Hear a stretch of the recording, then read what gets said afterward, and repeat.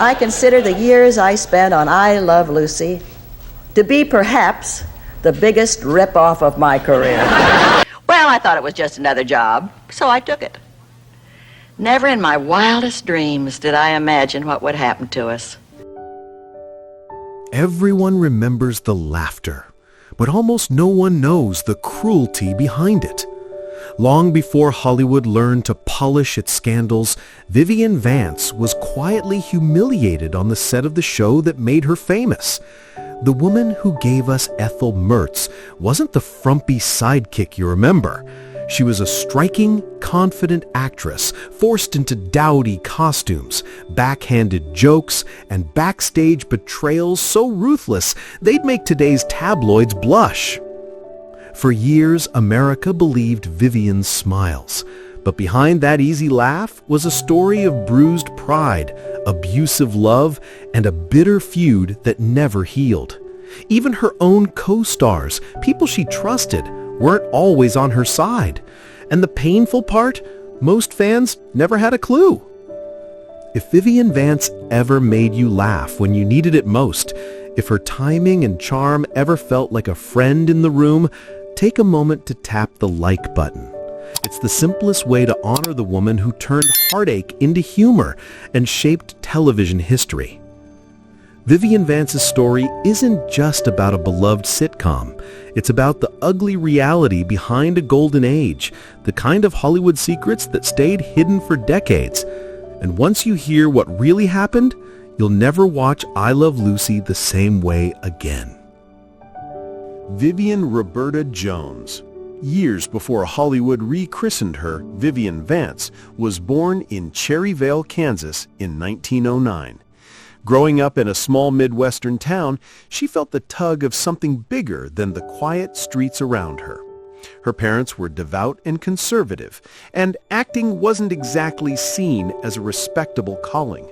But Vivian's wit and charisma were impossible to ignore. Even as a girl, she could command a room with a single line. In her early 20s, she took a leap that would have scandalized her neighbors. She left Kansas for Albuquerque, New Mexico, determined to make a living on the stage. There, she began performing in community theater and local productions, honing her comedic timing and developing the strong stage presence that would one day charm millions. It was during this time she adopted the name Vivian Vance, a reinvention that signaled her commitment to a new life. Her big break didn't come overnight. She spent years touring with theater troupes and performing on Broadway, often working grueling hours for modest pay. But even in minor roles, she stood out. One lesser-known fact, Vivian was so dedicated to her craft that she once financed her own vocal lessons while living on scraps, determined to expand her range for more demanding parts. Those sacrifices would later pay off. Her stage experience gave her a confidence and precision that few television actors of her era could match. By the early 1950s, her Broadway performances had caught the attention of industry insiders. It wasn't fame yet, but she was on the radar. And when a new television comedy about a red-headed housewife was looking for the perfect sidekick, Vivian's name began to circulate quietly among casting directors. The call that would change her life was about to come, and with it, a role that would both immortalize and imprison her. In 1951, Desi Arnaz and Lucille Ball were building a television show unlike anything viewers had ever seen. They needed the perfect foil for Lucy Ricardo, a neighbor who could match Lucille Ball's energy, deliver punchlines with precision, and feel utterly believable as a friend. Many actresses auditioned, but none had the exact mix of warmth, wit, and sharp timing the role demanded. When Vivian Vance walked in, she didn't fit the initial vision. Hollywood executives thought Lucy's sidekick should be older, frumpier, and less glamorous to make Lucille Ball shine. Vivian was vibrant, attractive, and only slightly older than Ball herself. But her chemistry with Lucille during the audition was electric. Vivian didn't just read lines, she inhabited Ethel Mertz. She could land a joke without overshadowing Lucy, and she brought a grounded, human quality to the character. Still, there was resistance. One producer reportedly muttered that Vivian was too pretty for the part. Lucille Ball disagreed. She fought for Vivian, insisting she was the only one who could bring Ethel to life. Ball's instincts proved flawless. Within weeks of filming, audiences fell in love with the duo's banter, turning I Love Lucy into the most watched show in America. A lesser-known fact, Vivian initially hesitated to accept the role because she feared television would trap her in one character forever. But the steady paycheck and the opportunity to work alongside Lucille Ball were too good to refuse. It was a gamble that would pay off in fame, but also cost her freedom as an actress. The world saw an effortless partnership on screen. Behind the cameras, however, Vivian was about to discover that success in Hollywood always came with strings attached. On screen, Lucy and Ethel were inseparable, partners in chaos whose antics defined a generation of comedy. But behind the scenes, the atmosphere wasn't always as warm. The pressure to keep I Love Lucy at the top of the ratings was immense, and cracks sometimes showed beneath the laughter. Vivian Vance quietly struggled with the industry's insistence that she look older and less glamorous than Lucille Ball. Costumers deliberately dressed her in dowdy outfits, padding her figure to make sure no one mistook her for a leading lady. She reportedly joked, "I don't mind being Ethel Mertz, but I don't want to be Ethel Mertz." The line, meant as humor, revealed the growing tension between her personal identity and the character who defined her. Another source of strain was her on-screen husband, William Frawley, who played Fred Mertz.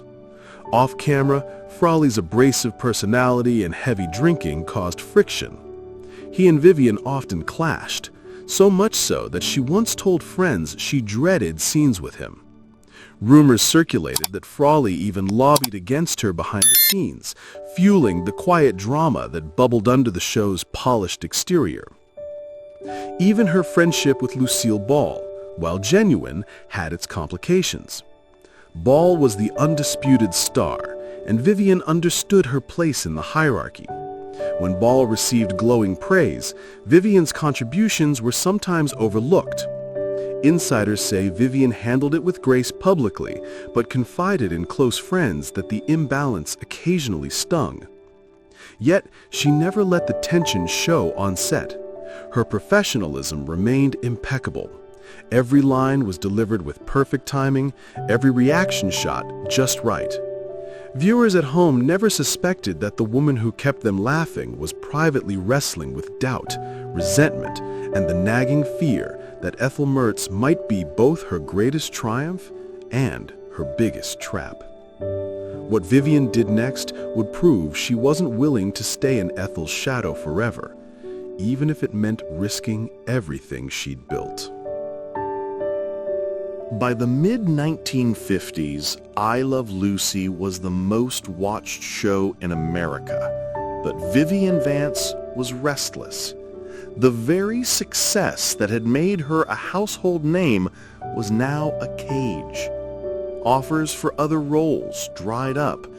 No one could see past Ethel Mertz.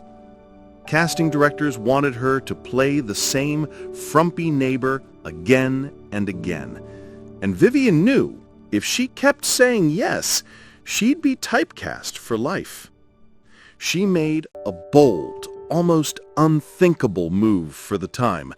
She told Lucille Ball she wanted to step away.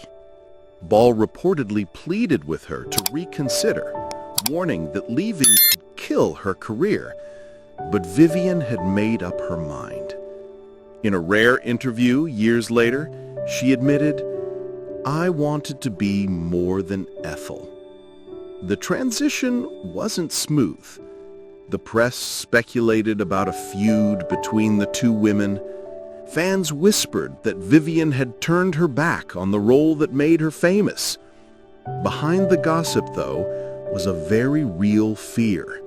She knew Hollywood didn't forgive actresses, especially middle-aged women, for walking away from a sure thing. Vivian tried to reinvent herself on stage, taking dramatic roles that showed her range. But Hollywood can be cruel. Casting directors labeled her a risk, and the offers were scarce. She appeared in a few television specials and commercials, but the steady stream of opportunities she'd once enjoyed was gone. Still, Vivian didn't regret her decision. She believed in her talent and wanted to prove she could stand on her own.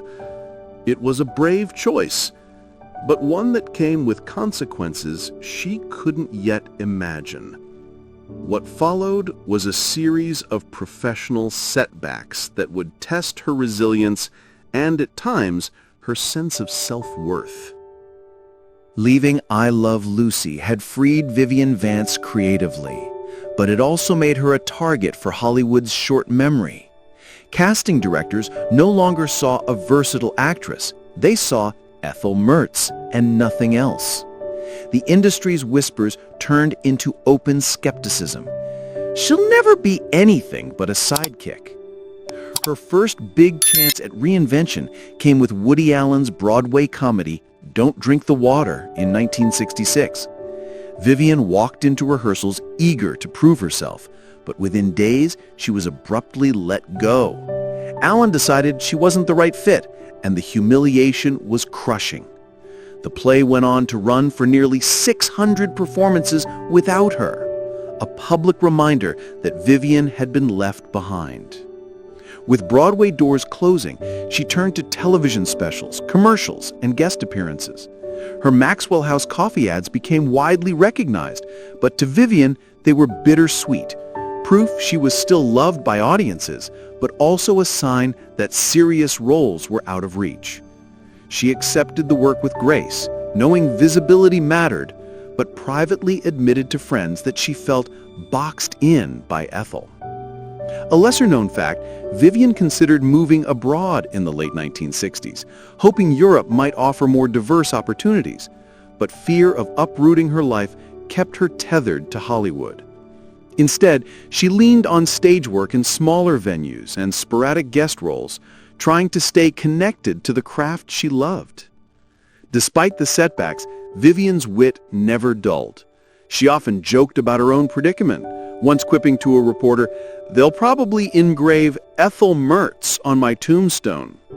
The laughter hid the sting, but it showed her refusal to let bitterness consume her. Yet, as her professional options shrank, Vivian faced battles even tougher than a fickle industry, ones that would play out far from the spotlight. Behind Vivian Vance's sharp humor and polished public appearances, her personal life was often turbulent.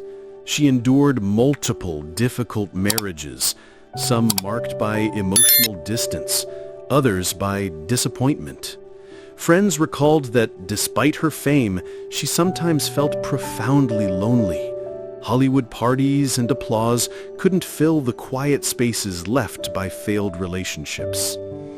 By the early 1970s, a more devastating challenge emerged, a diagnosis of breast cancer. At first, she kept the news private, determined not to let the industry or even close friends see her as fragile. She underwent treatment quietly, cracking jokes with nurses and insisting she'd return to work soon. Her resilience was admirable, but the disease was relentless.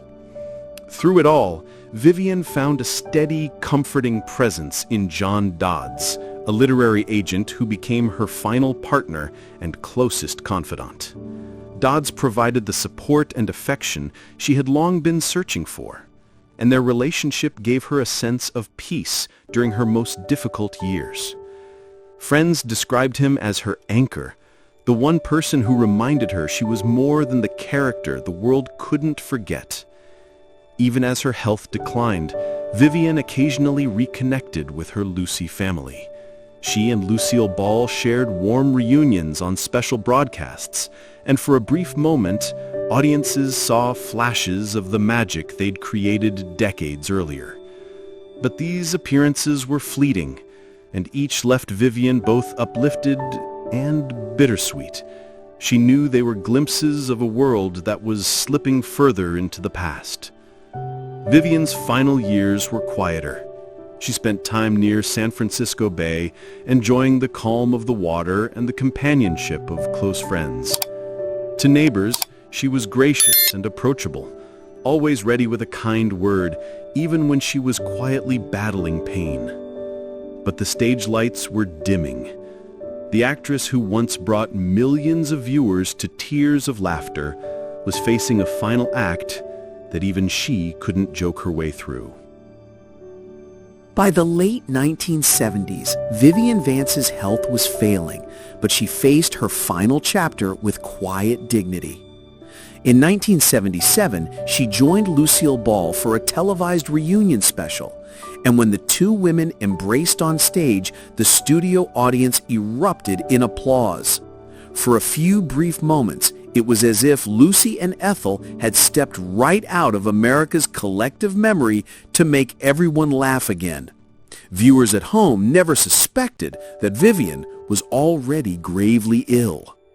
Away from the cameras, she spent most of her time in Belvedere, California, a serene community overlooking San Francisco Bay. Friends and neighbors remember her as warm and approachable. She would chat casually at the market or pause to greet children who recognized her from reruns. Despite her private battles, Vivian refused to let bitterness define her. On August 17, 1979, surrounded by the comforting presence of John Dodds, Vivian Vance passed away at the age of 70. Her ashes were scattered at sea, far from the glare of Hollywood lights. While the news made modest headlines, the industry had largely moved on, leaving many to quietly mourn a woman whose humor had helped shape television history. Yet her legacy never truly faded. Reruns of I Love Lucy continued to play across the country, introducing new generations to Ethel Mertz's sly expressions and impeccable timing. Even decades later, Vivian's performance remained timeless, proof that great comedy and great heart never age. Her passing marked the end of an era, but every laugh she inspired still echoes today, reminding fans that behind the character was an extraordinary woman whose battles were as real as her talent was as rare. Vivian Vance's journey was never just about being a sitcom sidekick. It was about carving out dignity and identity in an industry that often erases the people behind its brightest laughs. The world may have adored Ethel Mertz, but Vivian was the one who gave her depth, timing, and a spark that could hold its own against Lucille Ball's brilliance. Without her, I Love Lucy might never have been the phenomenon it became. Her story is also a cautionary tale about the cost of fame, the cruelty of typecasting, and the quiet resilience it takes to keep going when the spotlight moves on. In an era when television was still defining itself, Vivian proved that supporting characters could be just as iconic as leading ones, that sometimes the best friend steals the scene and captures hearts. Even now, every time an old episode plays and Lucy and Ethel hatch another wild scheme, Vivian Vance is there, her laughter undimmed, her comedic brilliance intact. Younger audiences, many born decades after her passing, still meet Ethel for the first time and find themselves laughing out loud. That's the magic of her legacy. It refuses to fade. If Vivian ever brought a smile to your face, or if you believe unsung Hollywood legends deserve to be remembered, give this video a like. And if you want to discover more stories of the people who shaped entertainment history in ways we're still feeling today, subscribe and join us, because somewhere out there, another forgotten star is waiting for their story to be told, and you won't want to miss it. Vivian Vance may have been underestimated by Hollywood, but the laughter she gave the world will outlast every headline, every casting rumor, and every fleeting trend. In the end, she proved that even sidekicks can leave a mark that time can't erase.